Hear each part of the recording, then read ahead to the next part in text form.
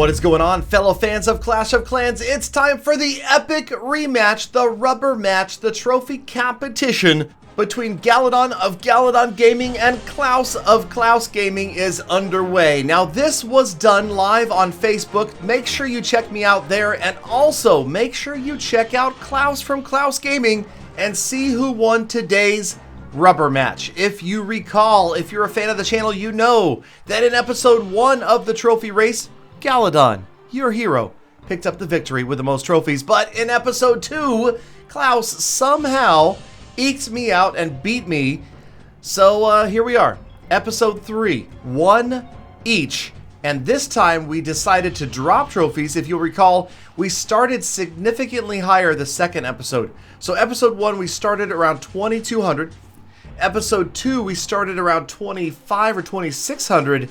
And now for episode 3, we both started at exactly 2,000 trophies. So of course, if you demand verification, it is right there on Facebook Gaming. The entire live stream, the entire hour of this trophy pushing happened live in front of thousands, in front of a lot of people. A few people were watching, I don't know, it's a couple hundred? I think so. So yeah, it was a lot of fun though, and we've been having a good time with this. Klaus and I, both with our Town Hall 10s, working our way up. Of course, the idea is to farm, to max out the Town Hall 10s, and we'll get there eventually. In fact, I think, win or lose, after this episode, number 3 of the trophy push today, we will go back to farming. Now, of course, we will continue to have competitions, but they won't be over trophies. They'll be more about loot and things like that, because we want to focus on improving these villages and getting them up to maxed out Town Hall 10s as soon as possible. And it's been kind of painful passing literally millions in loot, focusing only on that top trophy number and really worried about whether you can 3-star. Yes, there were many offers that I saw that were just, it was so hard to click that next button when you see like 800,000 or 900,000 of each, or 7,000 or 8,000 dark elixir just sitting there waiting to be taken, even dead bases. But at what cost? Not grabbing the big trophies meant giving it up to Klaus, and we can't have that. We got to do our best right here. So this was typical. I pretty much was saving my attacking army until I had a full army and I could go after a 30+ trophy offer. Now, I will tell you that it felt good down at 2,000, as far as, of course, the bases were softer. They were easy to hit. The loot, I didn't really pay attention. I still feel like, check out that freeze, by the way, pretty good, right? 3 defenses. Okay, yeah, 2 of them are like level 1, but okay, fine. I still feel like Master League is probably better overall for loot, and working my way back up there, I think is going to be the best bet, but we'll see. Again, it's going to be Klaus and Galadon coordinating this together, and as always, looking for input and advice, and of course, suggestions on episodes from you, the viewer. So again, let us know down in the comments, and also, please, do go back and bomb his comments. Even if you came over here to my channel and watched this video after watching Klaus, and you said Klaus bomb in the comments, now your job is to go back to Klaus's video again, I know, for a second time, and leave Galabomb in there, alright? The Galabomb revenge. I can't be having too many Klaus bombs and not enough Galabombs. So do me that favor, make sure you get over there, check out the video, and Galabomb his comments, just like I Galabombed this base for 33 trophies, and of course we picked up over 500,000 in loot, so it wasn't too bad. Now, occasionally, okay, maybe only once or twice I saw this. This was too good to turn down. 32 trophy offer, which means a quick 10 cups for just grabbing the Town Hall. I was worried about the defending Archer Queen, so I sent in the King. That was kind of a waste. My attacking Archer Queen did a great job, took down the Town Hall. We got out of there, no damage done to the heroes, and 10 trophies richer. So, I don't know. Overall, if I had to predict, I think I win this one. I'm guessing. I'm telling you right now, as I record this episode, I don't know the outcome, but I feel good about the numbers. I feel like I clearly picked up more than I did in episodes 1 or 2, but of course that's because of the trophy drop. But I also just feel like, okay, here's the thing. In the hour of trophy pushing, I found numerous bases that were over 30 trophy offers, and I don't think I had a single fail. And fail, I mean to 2-star. I think I pretty much 3-starred everything. Check out, again, the freeze value right there. That's right, the sweeper and 2 air targeting defenses.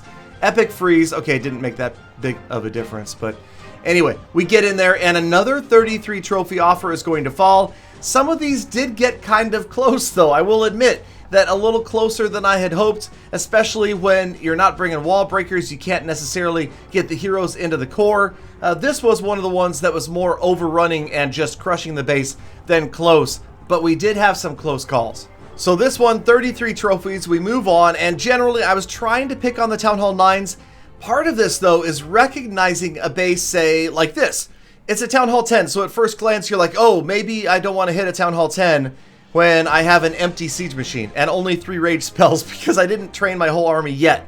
But as we look closer, yes, that's a Town Hall 10 with no Inferno Towers and baby heroes. So a very rushed Town Hall 10. We decided to go ahead and make the leap and just go for it without a siege machine, really. And of course, okay, well, I dropped the siege machine anyway, but the idea here was that the siege machine should do a great deal of damage on its own and should also hopefully open up some walls for the heroes to get in. Well, it actually works out pretty well. Watch how long the siege machine empty lasts during this attack as it sweeps around that 2 o'clock position of the base.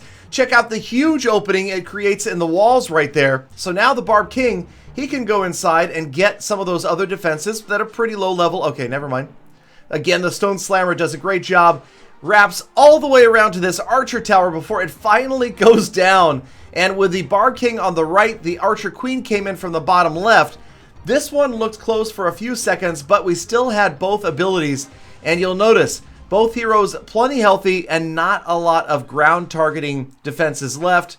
Not real worried about the air defense. The mortar goes down finally. The King is going to grind his way through the Tesla and the cannon. And that's about it, except for that monstrous, dangerous, level 5 Archer Queen. I feel bad for people that go to Town Hall 10 with single-digit heroes. It's just not, it's not a good idea, folks. It's not, it's just painful. It is. It's painful to watch. And it was probably painful for Jimmy's TKD to receive that 31 trophy trouncing, not to mention losing about $500,000 in loot.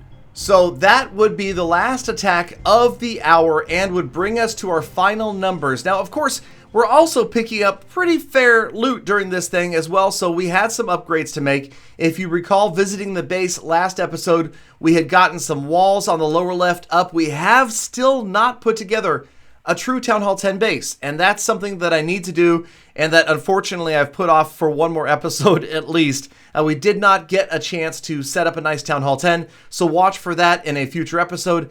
But what we did do was complete some of the daily challenges, and this I think was a big mistake. And now that I look at this and I realize that I had forgotten to claim this boost, the training boost. Did Klaus get this?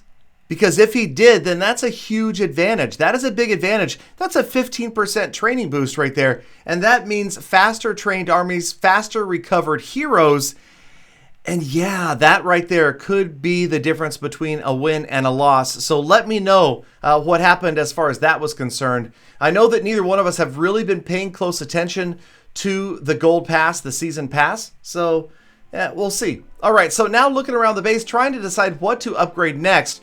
Remember, I had spoken about wanting to use miners to farm with in the future. Now, despite the fact that we've got the Dark Elixir for the minions, we went after miners just because, you know, I need every chance possible to do well in future episodes. So we're going to level up the miners to a whopping level 2. But it's a start. Okay, it's a start. We'll get there. So that's the base. That is it. And the final numbers, let's go ahead and take a look. Let's see. As we started this an hour ago, it was exactly 2,000 trophies. We ended at 2342 for a grand total trophy gain of 1,678,000. Okay, fine. A grand total of 342 trophies.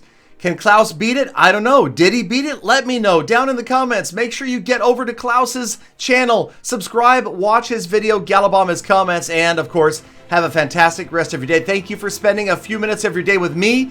Get out there, enjoy the best of the rest of your day. Be kind to other people, be kind to animals, and be easy on the planet. And I hope to see you all back here again tomorrow for more full attacks. Fuller than Klaus.